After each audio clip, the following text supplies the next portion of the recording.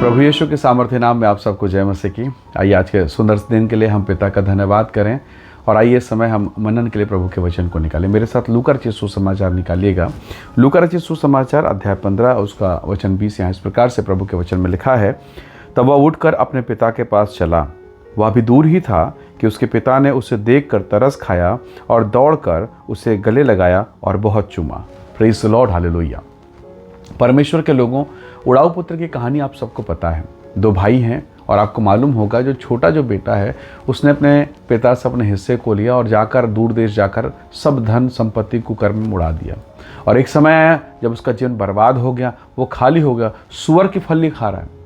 और तब वो पश्चाताप करते हुए लौटता है अपने पिता के पास। लेकिन जब वो पिता के पास आता है उसके मन में कई प्रकार की चिंताएं रहती हैं कि मेरा पिता, मेरा जो पिता है जिसका मैंने अपमान किया, उसका संपत्ति, उसका कमाया हुआ धन मैंने मांगा, छीना, बर्बाद किया, और आज मैं फिर जब उसके पास लौटूंगा क्या वो मुझे ग्रहण करेगा। उसने एक योजना बना ली।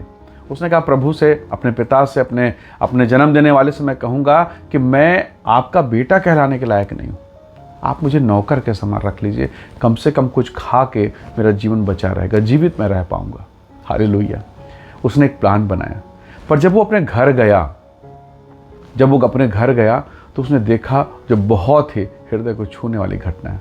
जब से वो छोटा लड़का अपने पिता के घर से बाहर निकला, दूर देश चला गया, तब से उसका पिता बहुत निराश, बहुत उदास और इस आशा के साथ रोज वो सड़क की ओर देखता है, रास्ते की तरफ देखता हुआ अपने आँख को लगाया कि कब मेरा बेटा लौटेगा।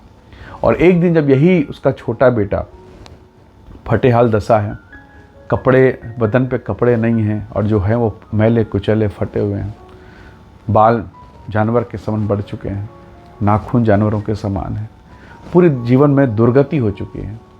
फिर भी जब उस ऐसी दशा में वो छोटा लड़का अपने पिता के पास खड़ा होता है, दूर से देखकर, परमेश्वर के वचन में हमने देखा वो दूर ही था, वो बहुत दूर था।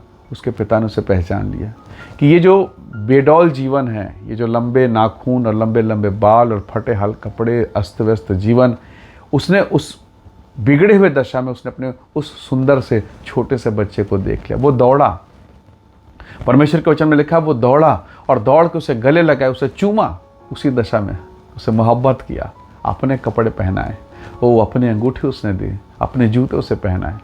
कई बार जब इस कहानी को प्रभु यीशु मसीह ने बताया कलीसिया को, आपको और मुझको, कई बार ये कहानी सुन के बड़ा अद्भुत लगता है ना कि एक पिता का प्रेम कैसा है। परमेश्वर ने, प्रभु यीशु मसीह ने सुनने वाले भक्तों को ये कहानी, ये दृष्टांत दिखाया, उन्हें बताया और ये चित्रण करके सिखाया कि कैसे एक पिता का प्रेम है।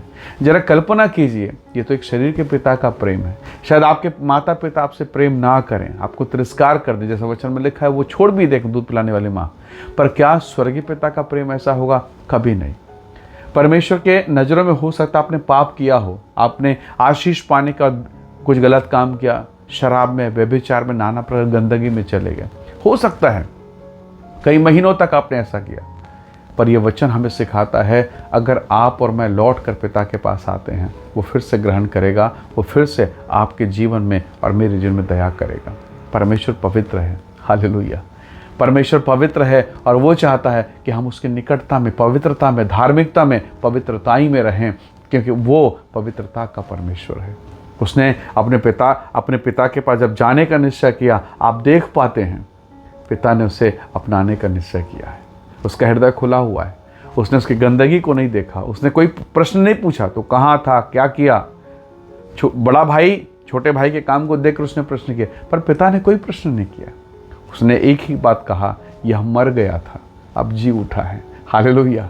तो प्रभु के लोगों, हो सकता है आज आप अपने जीवन के कई ऐसे दौर से होकर गुजरें जहाँ पर आपने परमेश्वर के आत्मा को शोकित किया। हो सकता है आप क्वायर टीम में हो सकता है आप अपने चर्च में एक बड़ा पोजीशन होल्ड करते हो सकता है आप एक धार्मिक व्यक्ति हैं संसार की दृष्टि में, परंतु फिर भी अंदर से आपने परमेश्वर के आत्मा को शोकित किया है। कोई नहीं जानता आप क्या कर रहे हैं, कैसा जीवन बिता रहे हैं, आप अंधेरे में, अकेले में क्या कर रहे हैं, कोई नहीं जानता, केवल परमेश्वर जानता है और आपका आत्मा। और इसीलिए अगर आपका आत्मा शोकित है, आज अकेला महसूस हो रहा है और आपको मालूम है कि आपने परमेश्वर के आत्मा के विरोध में काम किया है, तो अभी लौटने का मौका है, अभी पिता के पास दौड़ने का मौका है, ताकि वो फिर से आपको उठाए, आपको ऊंचा उठाए और अपनी महिमा को प्रकट करे। हालेलुया। उसका हृदय बहुत बड़ा है। आइए आज के दिन में हम पिता के चरणों पर लौट कर, पिताजी फिर से मैं अपना जीवन आपको दे, और निस्संदेह परमेश्वर का आत्मा आपके जीवन में काम करेगा और वो आपको उठा के खड़ा कर देगा। हालेलुया। प्रभु के वचन में लिखा है, धर्मी अगर 7 बार गिरे, प्रभु उठा के खड़ा करेगा।